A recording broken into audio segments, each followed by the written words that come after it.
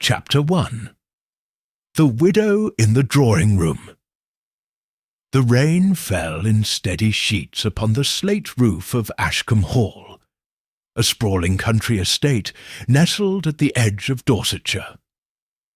It was the sort of house where whispers clung to the wallpaper and every floorboard remembered secrets. That night, the manor bore witness to yet another. The maid Elsie had been the one to find her. Lady Rosalind Hargrave, recently widowed, quietly reclusive, yet still draped in the elegance of old money, was seated in her favourite armchair near the drawing-room fireplace. Her grey eyes were open, though vacant, staring into the fading embers. In her lap lay a single sheet of cream paper. The ink had dried neatly. There was no blood, no weapon, only an empty crystal vial on the floor, and a scent of bitter almonds hanging faintly in the air. Suicide, they all said. Tragic, yes, but expected. The grief had been too much. By the time Hercule Poirot arrived the following morning, summoned discreetly by a mutual friend of Lady Rosalind's late husband, the estate had already been wrapped in silence and polite mourning. The local constable had been and gone. A doctor had signed the death certificate with a weary shrug. Poison by ingestion. Suicide. Yet Poirot's gaze, sharp and undiminished by the years, lingered on the simplest details others had ignored. She chose the drawing-room, Poirot murmured, standing before the fireplace. For her final moment. Dr. Bramley, the Hargrave family physician, folded his arms. She'd been depressed ever since Lord Hargrave's accident. I suppose she wanted to be near his portrait. Indeed, above the mantel hung the painting. Lord Alfred Hargrave in full hunting attire, frozen mid-smile. Poirot tilted his head. Perhaps, but even in grief, the human heart rarely chooses a public room to die in. Dr. Bramley sighed. The note was clear. She blamed no one, just said she couldn't go on. Isn't that enough? Poirot said nothing. He walked to the armchair, observing its angle, the paper on the side table, the untouched teacup. Every object seemed meticulously placed, as though for a scene or a performance. At that moment, Lady Ashcombe entered, her heels tapping sharply against the polished floor. She was Lady Rosalind's sister-in-law, regal, calculating, and impeccably dressed in mourning black. "I trust you'll be brief, Monsieur Poirot," she said coolly. "We've already endured enough." Poirot turned to her with a bow. "But, of course, I am always brief, when the truth is simple." He watched her flinch. "Barely, but enough. Tell me, madam," he continued, "was Lady Rosalind fond of writing letters?" Lady Ashcombe hesitated. She kept journals, yes, but she was not one for correspondence. Why? Poirot smiled gently, stepping aside to retrieve the note. "Because this suicide note," he said, "is a little too elegant." He handed it to her. The penmanship was perfect, each letter measured, no blot, no hesitation. It read like something crafted, not something born of despair. And in Poirot's experience, death rarely had such neat handwriting. "Do you believe she didn't write it?" Lady Ashcombe asked, her voice tightening. "I believe she may have written it," Poirot said softly. "But the question is, why she wrote it, and for whom?" There it was again, that flicker behind Lady Ashcombe's expression, a tremor beneath the surface. Poirot stepped to the window and looked out at the drenched garden. Somewhere beyond, the fog, the truth waited, patient like the earth after rain. "She was no fool," he said under his breath. A woman like Rosalind Hargrave doesn't write a goodbye unless it leads to something more. And he would find it. Chapter 2. Note in neat ink, the study at Ashcombe Hall was heavy with books and old secrets. Hercule Poirot stood by the writing desk, his gloved fingers tracing the edges of the blotting pad. On the surface, the room bore no signs of disarray, but Poirot's little grey cells itched, not from what was present, but from what was not. Turned to Inspector Alec Vernon, who had been called back after Poirot's arrival. The inspector had the sceptical air of a man pulled away from a half-eaten lunch. "She wrote it here," Vernon said flatly, gesturing to the desk. "The ink matches the inkwell. The paper comes from her personal stationery. Even the doctor agrees she had enough digitalis in her system to cause death within minutes." Poirot picked up the suicide note again. "To those I love, I can no longer bear the weight of sorrow. Forgive me. R.H. Short, perfect, punctuated like a farewell from a stage play." "It is curious, is it not," Poirot said, "that a woman driven to despair should leave behind such a poised goodbye?" Vernon frowned. "You think she was coerced, I think. The note tells us something its author did not intend." Poirot knelt beside the waste bin. Inside, neatly folded papers, a discarded handkerchief, and at the very bottom, a crumpled draft. He retrieved it carefully. This version of the note was longer, shakier, the ink blotted in places. "I'm sorry for what I've become. I see his face in every room. I'm tired of pretending. Please don't hate me for this." The signature trailed off. Poirot's eyes narrowed. Voila! The truth writes itself first in anguish. Then it is edited. He placed the draft beside the final note on the desk. The differences were striking, one born of emotion, the other of performance. But what troubled him most was not what was added, but what was removed. "I see his face in every room." Poirot tapped the line. "Who is his, I wonder?" Vernon shrugged. "Her husband, most likely. Lord Hargrave died just 6 months ago. Horse-riding accident. Tragic, but straightforward." Poirot turned his gaze toward the hallway. And yet, this straightforward tragedy led to another. One might almost say it was a chain reaction. They were interrupted by a polite cough. Miss Judith Dane, the secretary to the late Lord Hargrave, stood at the door. Young, serious, and far too composed for a woman who had just lost her employer twice over. "Monsieur Poirot, Lady Ashcombe says you may examine Lady Rosalind's journals under supervision." Poirot smiled faintly. "And you are the chosen chaperone, mademoiselle?" "I catalogued all the personal papers," she said simply. "I know where everything is." "Then let us see what words Lady Rosalind did not intend for anyone to read." They followed her to the upstairs study, where a locked cabinet was opened with a small brass key. Inside were a dozen slim notebooks, labelled only with months and years.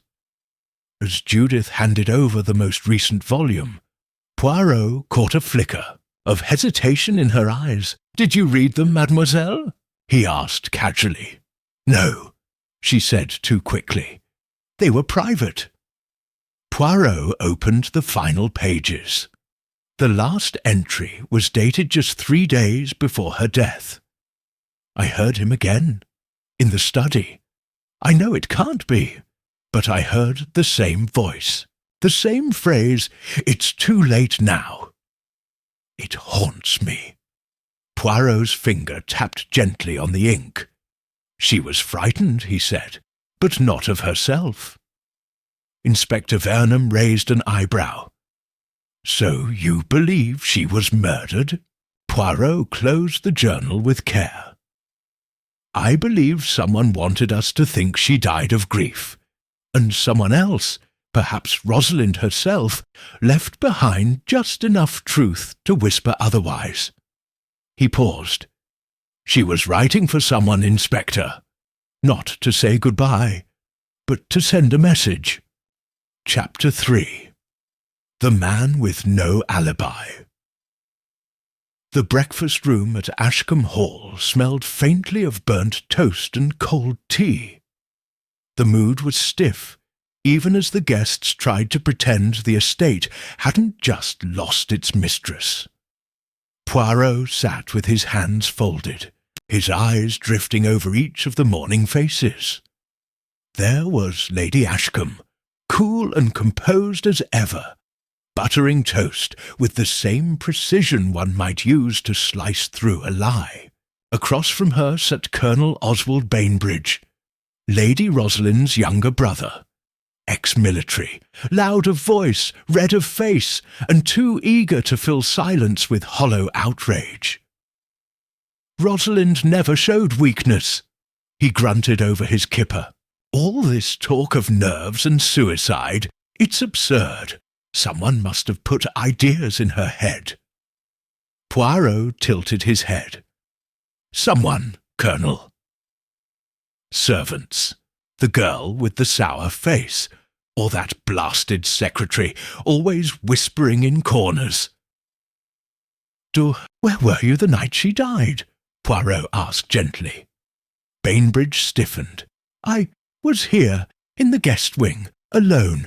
I retired early. A lonely evening? Poirot's tone was neutral, but his eyes sharp. Bainbridge hesitated. I had a headache, Lady Ashcombe interjected smoothly. Oswald arrived that very afternoon.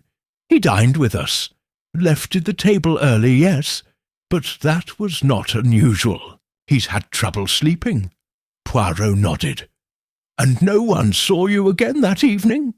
No, Bainbridge snapped, unless I've been followed to the lavatory as well. Poirot made a soft The butler, Halber, appeared to refill the teapot, and Poirot caught his eye. You were on duty the night Lady Rosalind passed? Yes, sir. Did anyone leave their rooms after dinner? Halber paused. I did see Colonel Bainbridge in the corridor, near the drawing-room. Bainbridge's spoon clattered into his teacup. I was getting water. Poirot smiled, polite but unreadable. And Lady Rosalind, how did she seem at dinner? Halbert hesitated. Quiet, sir. Distracted, but not despairing. She asked about the weather for tomorrow. Seemed rather concerned about whether it would storm. Poirot nodded slowly. Odd, for someone planning to die that very night. Colonel Bainbridge stood abruptly. I'll not sit here and be accused. I was here to support my sister, not harm her. Poirot raised a hand. No accusations, Colonel, merely questions. But the Colonel's outburst had left ripples in the room. As the breakfast broke up, Poirot lingered, watching Bainbridge storm down the corridor, unstable, defensive, and without an alibi. Vernon said quietly at his side, That's not a good look. No, Poirot agreed. But guilt, my friend, does not always arrive in the loudest voice. Sometimes it hides in silence, or in perfect penmanship. He turned to the hallway where Judith Dane had just slipped out of view. She knew more than she admitted yesterday, Poirot said, and she, too, has no one to vouch for her whereabouts. Outside, the wind stirred, the ivy on the window. Inside, the truth, like a smudge on a polished surface, was slowly beginning to show. Chapter 4. Tea with Lady Ashcombe. Lady Ashcombe poured the tea with exquisite control, her movements crisp and ceremonial, as if she were hosting a quiet afternoon, rather than tolerating an investigation. Poirot sat opposite her in the sunroom, where soft light filtered through lace curtains and dust motes floated like hesitant confessions. "Milk?" she asked without looking up. "Non, merci," Poirot replied, studying her carefully. "Though I would not object to a sugar cube." She dropped one into his cup with a faint clink. "Lady Ashcombe," Poirot began, "forgive me if I intrude, but I find it curious how calm you appear, given your sister-in-law's tragic end." Her lips twitched. "And would you prefer me to collapse into tears, Monsieur Poirot? That is not how women of my generation were taught to grieve." Poirot nodded gently. "Indeed, composure is admirable, but you must admit Rosalind's death casts a long shadow, especially with such poetic timing." She sipped her tea, eyes flicking toward the garden. "You mean the 6-month anniversary of Alfred's death?" "Precisely. That coincidence. It feels too deliberate to ignore." Lady Ashcombe said nothing for a moment. When she finally spoke, her voice was low, distant. Alfred's death broke her. They were not a passionate couple, not in the dramatic sense, but they had an understanding, a loyalty. When he fell from that horse, she lost more than a husband. She lost her compass. Poirot swirled his tea, watching the ripples. Were there any disagreements in the family? Resentments that lingered beneath civility? "Of course," she said without hesitation. "We are English, Monsieur Poirot. It is our national pastime." He smiled faintly. "And Colonel Bainbridge. He speaks with anger. But there is something else. Fear, perhaps?" Lady Ashcombe's expression didn't change, but her fingers tightened slightly on the porcelain cup. "Oswald is a relic," she said softly.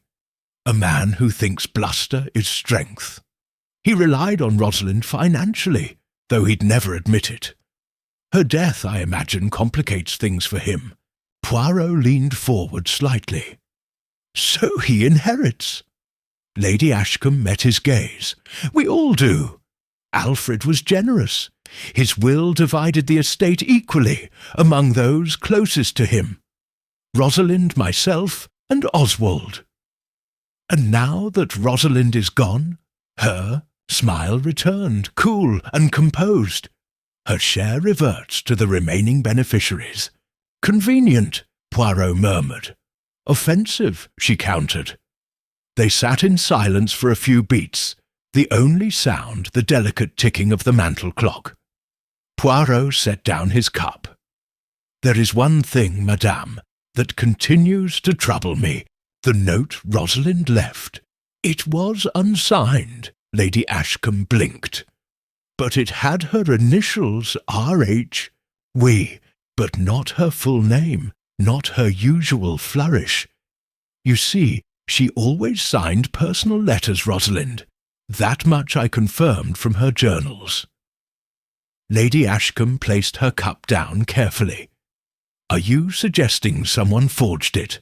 "I'm suggesting," Poirot said softly, "that someone wanted us to believe she wrote it, and someone else wanted to be sure it was found." A quiet knock interrupted them. Halbert the butler entered.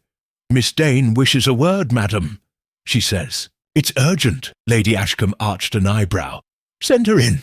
Moments later, Judith Dane entered, her expression pale and drawn. "I found something," she said, breathless, "in Lady Rosalind's desk. I think you need to see it, Monsieur Poirot." Poirot stood at once. "Lead the way, mademoiselle." They stepped out of the sunroom. Lady Ashcombe's voice followed softly. "Be careful what you go looking for, Monsieur Poirot. Not all ghosts are ready to be found." Poirot did not look back, but his mind had already moved 3 steps ahead. Chapter 5. Footsteps at Midnight. Judith Dane led Poirot to Lady Rosalind's private writing room. A small, elegantly furnished space lined with shelves and soft green wallpaper. It was quieter here, tucked away at the far end of the west wing. A room meant for solitude, not secrets. She opened the drawer of the rosewood desk and pulled out a slim leather-bound date-book. "I was instructed not to touch Lady Rosalind's personal effects," Judith said, "but I had a key, and something kept bothering me about her final days." Poirot took the book and flipped through its pages. Most entries were mundane. Appointments, garden visits, notes about estate staff. But 4 days before her death, a name had been written in delicate ink.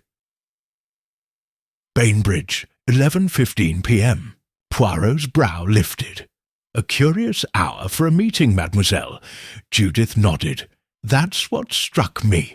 I was up late that night, cataloguing in the library. I heard footsteps in the hall, heavy, hurried. Then a door closed, and I didn't hear anything else." Poirot's gaze sharpened. "And this was around 11. "Just after," she said.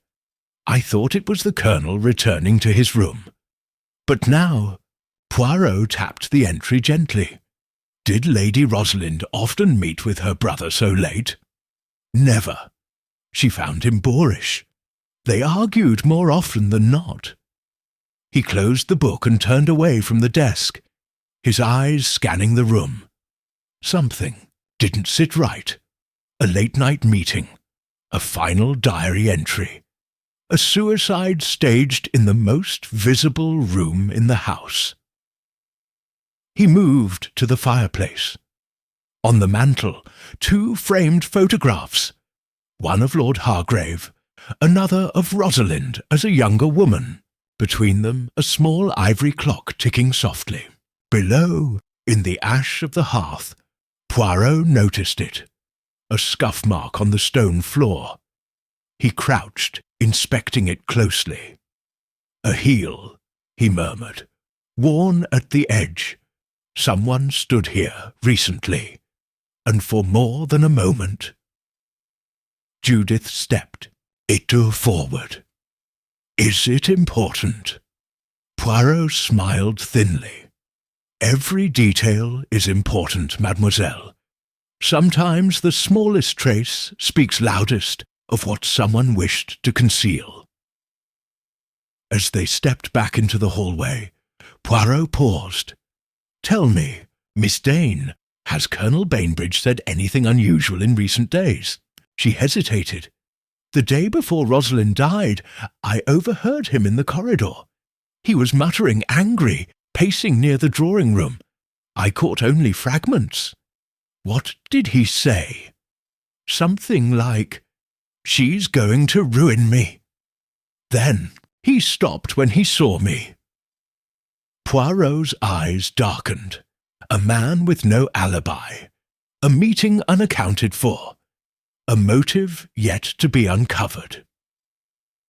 Later that evening, as the household began to settle into a strange, silent night, Poirot waited. He stood in the shadows near the staircase, listening. At exactly 11:17 p.m., he heard them. Footsteps, measured, heavy, moving down the corridor. Not toward the guest wing, but toward the drawing-room. He followed, silent as breath, until he reached the corner. Colonel Bainbridge stood at the fireplace, staring into nothing. He didn't move, didn't notice Poirot behind him. Then the Colonel spoke to the empty room. She said she'd destroy the will, said I didn't deserve a penny. Poirot stepped into the light. And what did you say to her, Colonel?" Bainbridge spun around, face pale, mouth slack. I didn't mean—" Poirot raised a hand. "Non, Colonel, not here, not now." He stepped closer, voice like a whisper wrapped in iron. "But tomorrow you will tell me what happened that night. All of it." And with that, Poirot turned and vanished down the corridor, his shadow melting into the dark. Chapter 6. The Locked Desk Drawer. The morning light crept reluctantly through the high windows of Ashcombe Hall, casting long, cold shadows across the corridors. Poirot, however, was already awake, his mind ticking in time with the delicate silver travel clock beside his bed. By 8 o'clock, he was standing once again in Lady Rosalind's private study, this time with Judith Dane nervously watching from the doorway. "It's just there," she said softly, pointing toward the lower left drawer of the desk. "I never had a key to that one. It was the only drawer Lady Rosalind kept locked." Poirot nodded. "Locked drawers are like secrets. Mademoiselle, they demand to be opened." He knelt beside it, examining the lock. It was an older mechanism, more ornamental than secure, with a fine hairpin provided by Judith, and a flick of delicate precision. Poirot coaxed it open. Inside lay a single bundle of letters tied with a green ribbon, aged but unyellowed. The handwriting was instantly recognizable to him, though he had never seen it before, because it matched the suicide note, line for line. He pulled one out and began to read. "My dearest R, we are both bound by duty, but I cannot stop what I feel. Last night was dangerous. You must be careful. He suspects. Do not meet me in the garden again, not until it is safe. Yours, A." Judith frowned. "Is that Lord Hargrave's handwriting?" Poirot turned the envelope over. No name, only initials. But he nodded. "Yes, Alfred Hargrave. This is a love letter. But to Lady Rosalind?" Poirot held her gaze. "No," he said softly. "These are not addressed to Rosalind. Note how he signs. Yours, A. Not Alfred. That's the mark of secrecy, of forbidden affection. He was in love, but not with his wife." Judith's eyes widened. "Then, who? That is the question." Poirot carefully examined the dates on the letters. Most were from 2 years ago, well before Lord Hargrave's fatal accident. But the last one was dated just 2 months before his death. Judith leaned in. Could someone have found these, used them? Poirot nodded slowly. That would explain much. The hidden drawer. The timing of Rosalind's death. If she discovered the letters, if she learned of an affair, perhaps she threatened someone. He stood and opened the window, letting in the crisp morning air. Perhaps she did not die of grief, mademoiselle. Perhaps she died because she knew too much. Judith hesitated. Do you think her death and Lord Hargrave's were connected? Poirot turned sharply. At the time, his death was declared accidental. A fall from his horse. But now... He glanced back at the bundle of letters. There are too many whispers for coincidence. 2 deaths, 1 forged note, and a set of secret letters that should never have seen daylight. At that moment a voice rang from the hallway.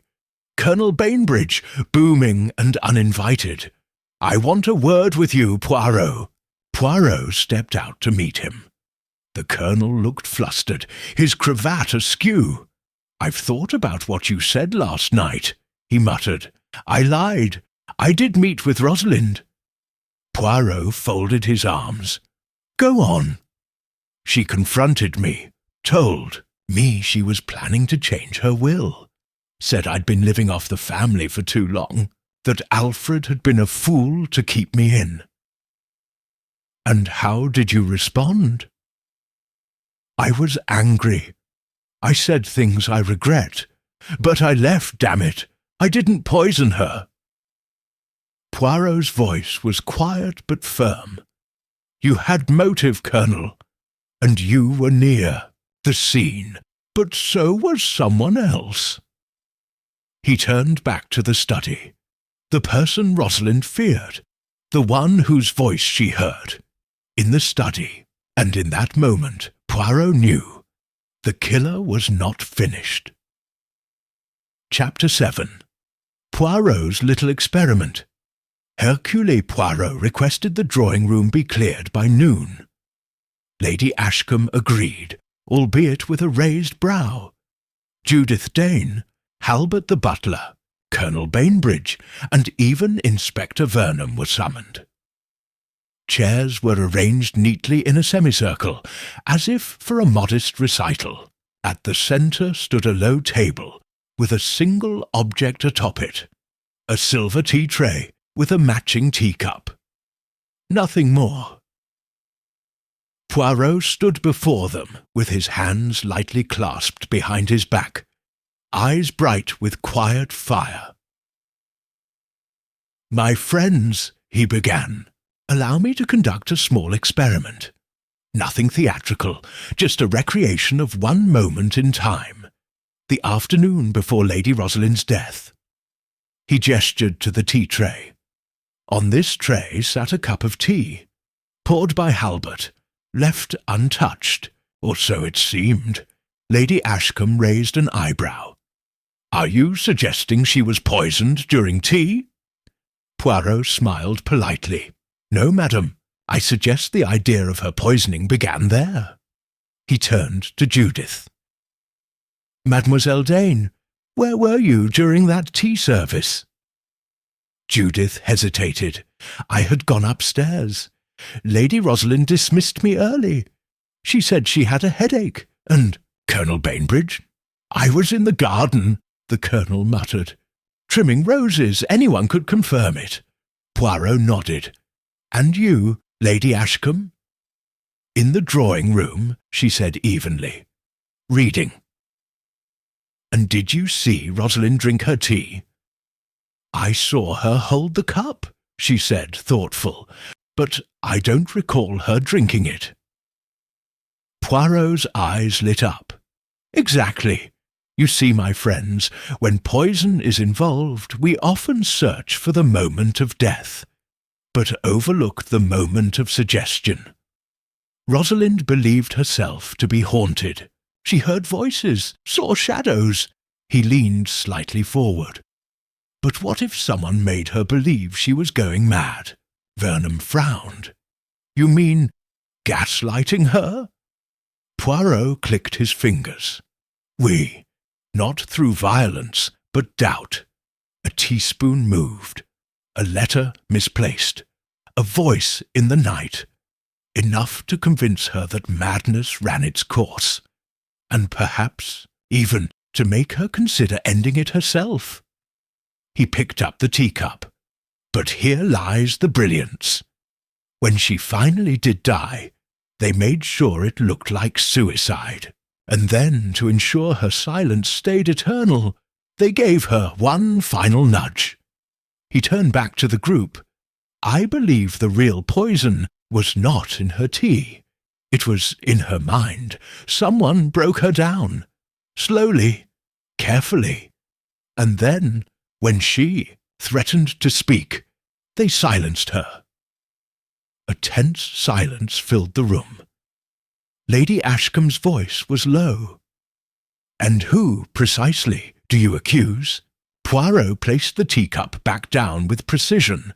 "I do not yet accuse. I observe, I test, and I wait." He stepped closer to the window. "There is one final matter. The voice Rosalind heard in her study. She recorded it in her journal." "It is turned suddenly. "Judith Dane, may I trouble you to repeat something for me?" She looked startled. "Of course." Poirot handed her a slip of paper. "This line, 'It's too late now.'" She hesitated, then read aloud. "It's too late now." Poirot's head tilted. Again, louder. She did, and something in her tone shifted, something Poirot had suspected all along. The intonation, the cadence, it matched. Poirot's eyes narrowed. "Merci," he said quietly. As the guests began to file out, Poirot lingered by the fireplace. His little experiment had achieved its aim, not to accuse, but to measure reaction. Colonel Bainbridge's fists had clenched. Lady Ashcombe's smile had grown thinner. But Judith had betrayed something subtler. Recognition. Poirot turned back to the teacup, tracing the rim gently. "There is always a crack," he whispered, "even in the most delicate porcelain." And now it was beginning to show. Chapter 8. The portrait with the smudge Ashcombe Hall was built to impress, but it was the drawing-room that always captured the breath of those who entered. High ceilings, carved panelling, a chandelier like frozen, rain, and at the centre of the far wall, a grand oil portrait of Lord Alfred Hargrave. It had watched over Lady Rosalind's final moments, and now Hercule Poirot stood beneath it alone. The room was still. Outside, wind sighed through the hedges. Inside, the air was too still, as if the house itself was holding its breath. Poirot approached the portrait, eyes tracing the fine brushwork, the warm tones of Lord Hargrave's hunting coat, the striking clarity of his face. And then he saw it. Just beneath the lower right edge of the frame, a faint smear. A thumbprint? No, a smudge of something darker, oily, recent. Poirot retrieved a handkerchief and dabbed at it. A reddish-brown mark. Not paint, not ink. He held it to the light. Lipstick? No. Rouge? He smiled faintly. "Someone touched this," he murmured, "recently, and not by accident." He stepped back, surveying the arrangement of the room. The armchair, placed not too far from the fireplace. The tray, the tea, and just across from it, the portrait. It wasn't just a setting for death, it had been a stage. He crossed to the desk tucked in the far corner, once Lady Rosalind's. On it he found the remnants of the coroner's report. Rosalind's death had been ruled a suicide. No signs of struggle. The vial of digitalis had been found uncapped near her feet. But something had always bothered Poirot. The scene was too clean, too deliberate. And now, a smudge of rouge on a frame no one had reason to touch. He returned to the hallway, where Halber was polishing silver with mechanical focus. "Pardon, mon ami," Poirot said softly. "Who last cleaned the drawing-room?" Halber looked up. "Myself, sir, the morning after." "And the portrait? Did you dust it?" "No, sir. Lady Ashcombe requested it be left untouched. For mourning," she said. Poirot smiled. "Merci. That is most enlightening." Later that day, he gathered Inspector Vernon and Judith Dane. "Tell me, mademoiselle," Poirot asked, "who painted that portrait of Lord Hargrave?" Judith looked surprised. "An Italian artist, locale to the region. Why? It is striking, is it not? Lifelike, almost unnerving, and yet someone touched it. Judith frowned. Touched it? Poirot nodded. Smudged it, in fact, with rouge, perhaps while leaning close to whisper something, or to plant something. He walked to the portrait again. And what if Rosalind's final act was not written at the desk, but here, beneath the gaze of a man she no longer trusted? Judith's voice caught. "You think she was confronted here?" Poirot turned to her slowly. "No, I think she waited here, for someone she feared, with the suicide note already written, not as surrender, but as bait." Inspector Vernon stepped forward. "And the smudge?" Poirot folded his arms. "Someone got too close. A confrontation. Perhaps even a struggle. But the killer could not risk a mark being left. So they cleaned everything. Replaced the scene with something orderly. Something staged." Judith's voice was barely a whisper. "Then the tea, the note, the armchair, it was all a lie?" Poirot looked at her long and hard. A lie hiding a truth. He walked once more to the armchair. She waited in this chair, with eyes wide open, because she wanted the killer to know she saw them. She recognized them. He turned, but she also wanted us to see what she saw, and with that he stepped toward the portrait and gently tilted the frame. Behind it, tucked into a hollow between canvas and wall, was a folded slip of paper. Poirot removed it delicately and read aloud. "It was never Alfred I feared. It was the one who watched him die." He looked up, eyes gleaming. The portrait wasn't just a symbol of love. It was a warning. And now the name behind the poison was no longer hiding. Chapter 9. Confession in the Garden. The garden at Ashcombe Hall was immaculate. Rows of trimmed hedges, prim gravel paths, and rose bushes pruned with military precision. But today the air was heavy with tension, the perfume of early spring mingling with something colder, expectation.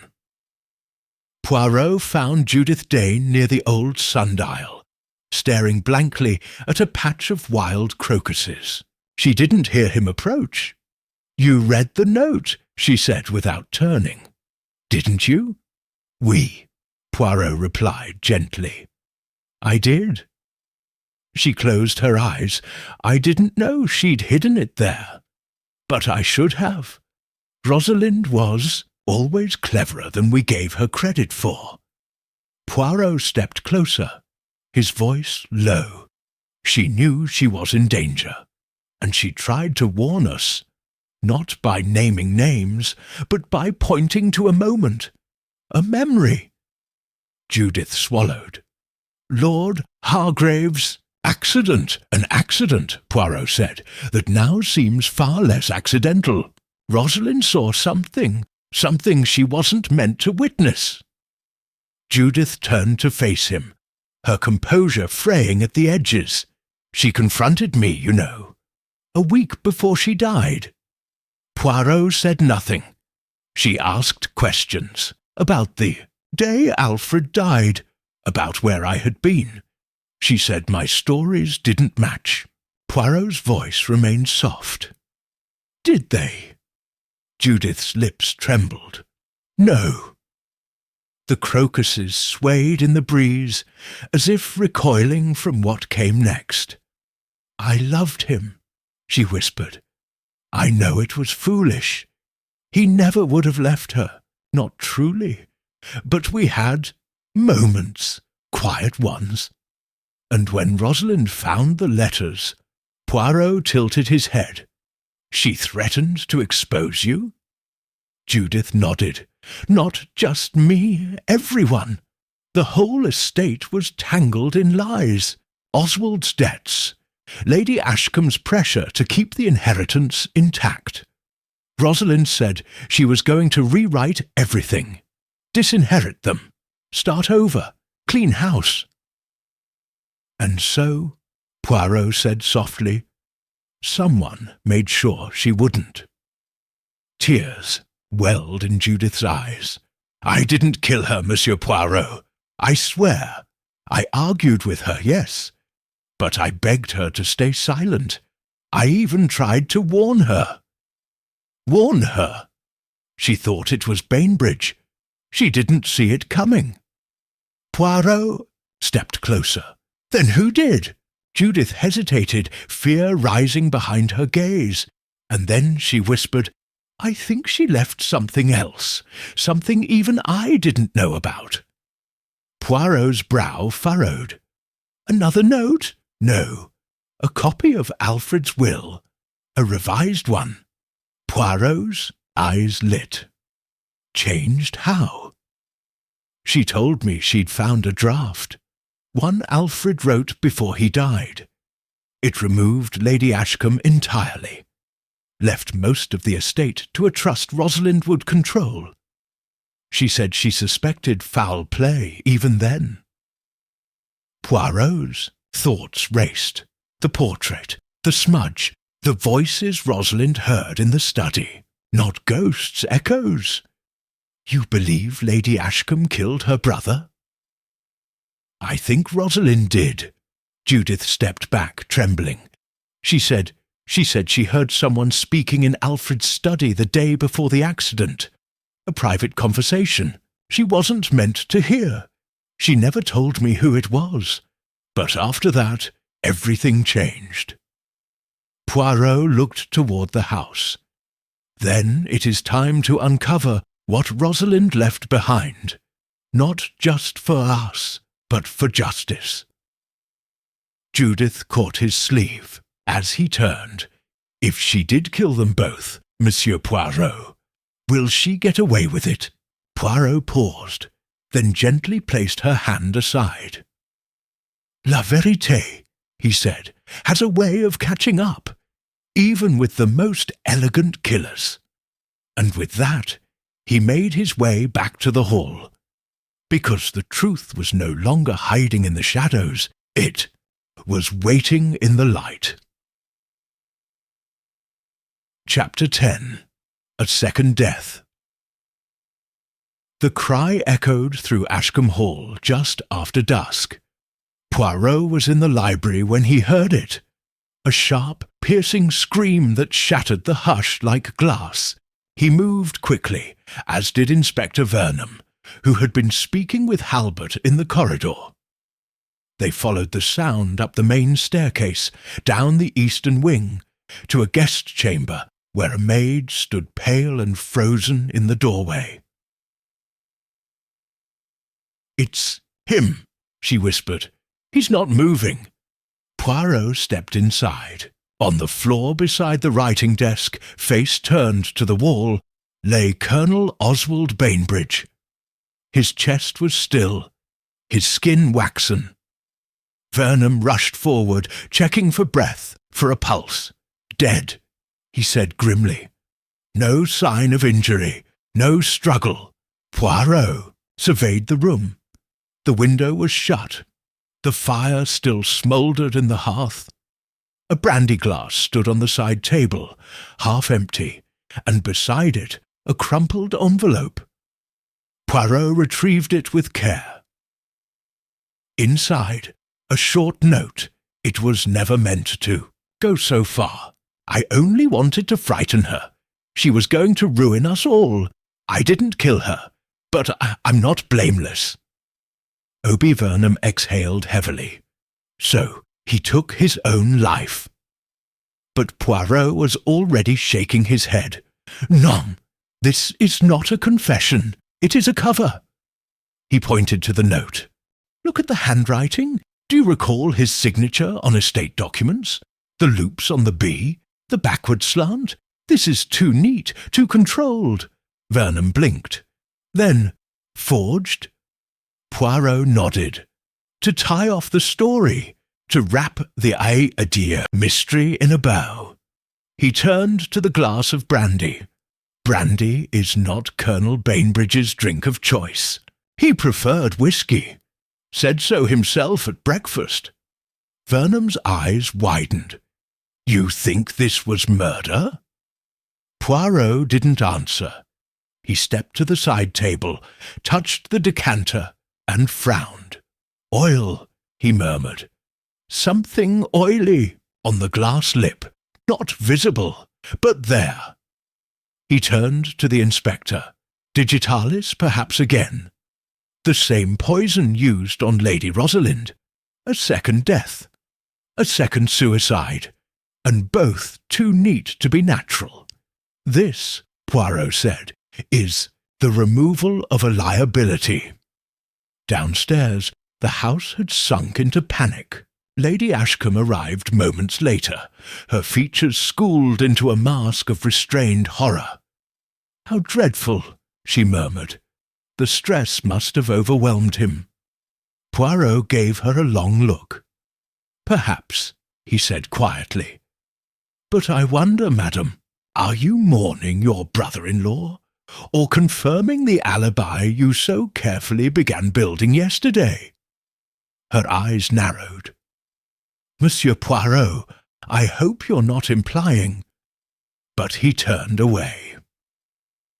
In the hallway, Judith waited, pale and silent. Was it her? She whispered. Did she kill him too? Poirot's voice was low. We are not quite at the end, mademoiselle, but I suspect Colonel Bainbridge had become inconvenient. Loose ends are a danger to those who thrive in silence. Judith swallowed hard. Then you must stop her, before anyone else dies. Poirot stepped into the drawing-room, where the fire had been recently lit. He stood beneath the portrait once more. She believes herself untouchable, he murmured. She buries her secrets in tradition and etiquette, but she made a mistake. He pulled from his pocket the page found behind the painting. The handwriting, faint but still legible, matched none of the notes left behind. She forgot Rosalind, fought back. And now, the final move on this quiet chessboard was his to play. Chapter 11. The truth behind the ink rain tapped gently against the drawing-room windows. Ashcombe Hall was hushed, the kind of silence that settles just before revelation, neither calm nor peaceful, but expectant. Hercule Poirot sat at the writing desk, carefully examining Lady Rosalind's suicide note once more. Not the content. He had already memorized that. But the ink, the colour, the dryness, the way it had absorbed into the paper. He set it beside the recovered draft version, found in the wastebasket days earlier. Side by side, the difference was subtle, but it was there. The final note had bolder ink, slightly darker, less absorbed, and more importantly, it had been written with a different pen. Poirot turned as Inspector Vernon entered. "I've received the toxicology report," Vernon said, holding a folded document. "Colonel Bainbridge, same poison, digitalis again, and a residue found on the rim of the brandy glass." Poirot sighed. As expected, Vernon frowned. "That's 2 deaths, both ruled suicide by the local coroner. Are you ready to make an accusation?" Poirot stood holding both notes. "No, mon ami. I am ready to tell a story." He gestured toward the table, where several items were arranged. The suicide notes, the letters from Lord Hargrave, the copy of the amended will Rosalind had hidden, and finally, a small velvet pouch. From it, Poirot retrieved a fountain pen, Lady Rosalind's. "She always used this," he said softly. "Ivory handle, gold nib." It left a slightly faded trail, as her ink bottle was near dry. He dipped it in fresh ink and wrote a word. The result? A faint, delicate script. Then he used another pen, one retrieved from Lady Ashcombe's study. Draw. This one left a darker line, precise, clean, and a perfect match to the suicide note. "She wrote it," Vernon said. "No, she copied it." Poirot tapped the final note. She rewrote Lady Rosalind's original words using her own pen, restructured it, removed damning phrases, shortened it to a respectable farewell. But it was still Rosalind's voice. That was the brilliance. She didn't forge a note. She edited one. Vernon's expression darkened. Lady Ashcombe knew about the affair, knew about the rewritten will. "And she acted," Poirot said, "with precision. She had motive, financial and reputational. She had opportunity, being in the house, controlling the staff. And now she had a reason to remove Bainbridge." Vernon stared at the will copy, because if he panicked, if he turned on her, he'd destroy everything. Poirot nodded, and so she wrote his confession for him, neatly, in clean ink, with no fingerprints on the paper but his. He stepped to the fire, watching it crackle softly in the hearth. Rosalind was clever. She left no accusation, but she left breadcrumbs. The smudge on the portrait, the diary entry, the rewritten will. He turned back. She knew who her enemy was, and she gave us everything we needed, if only we were patient enough to see it. A knock came at the door. Halbert entered. "Lady Ashcombe is waiting in the sunroom. She said she'll see you now, if you're ready." Poirot smoothed his jacket. "Très bien. Let us go." As they walked the length of the corridor, Vernon asked quietly, "Will she confess?" Poirot didn't answer for a moment. "She will do something far more interesting," he said at last. "She will explain, and in doing so, she will give herself away." The sunroom was drenched in soft amber light. Lady Ashcombe stood by, the window, her reflection like a ghost against the glass. "Ah, Monsieur Poirot," she said without turning. "I wondered when you'd come." Poirot stepped forward, holding the two suicide notes side by side. "I have questions, madam, about ink, about poison, about truth." She finally turned, her eyes sharp and unflinching. "Then ask," she said, "but do hurry. I hate cold tea." Chapter 12. The killer who wrote the Goodbye Lady Ashcombe stirred her tea with a calm so, practised it bordered on theatrical. The silence stretched between them like a blade, poised and gleaming. Poirot watched her, every movement, every blink, like a pianist preparing to strike his final chord. "You do not ask," she said at last. "You accuse." "No," Poirot replied. "I invite you to speak, but I already know the story." She smiled, an elegant razor-thin gesture. "Then allow me the pleasure of telling it." She set the spoon down and leaned back, perfectly composed. Rosalind was going to destroy everything. The estate, the name, the illusion. She was tired of secrets, and I was tired of watching her dismantle what took generations to build. Her fingers traced the rim of the porcelain cup. She found the will, the letters. She even suspected I had a hand in Alfred's accident. Perhaps I did. Perhaps I didn't. Does it matter? He was going to cut me out after everything I gave to this house. Poirot said nothing. "She told me over tea," Lady Ashcombe continued. Told me she'd rewrite the will, that she'd make her own scandal, burn it all down. Her voice was neither bitter nor remorseful, only cold. Convinced her not to, just for the evening. I said she should rest, think. I poured her tea. She never drank it, of course. She was cautious. I expected that. So you waited, Poirot said softly. Lady Ashcombe gave a graceful nod. She wrote the note.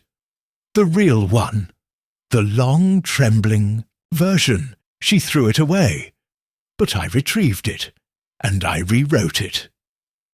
She folded her hands neatly in her lap.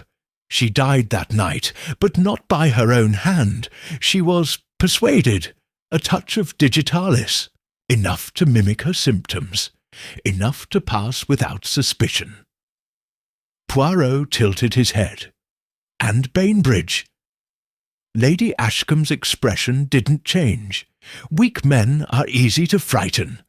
I told him the police would never believe his innocence.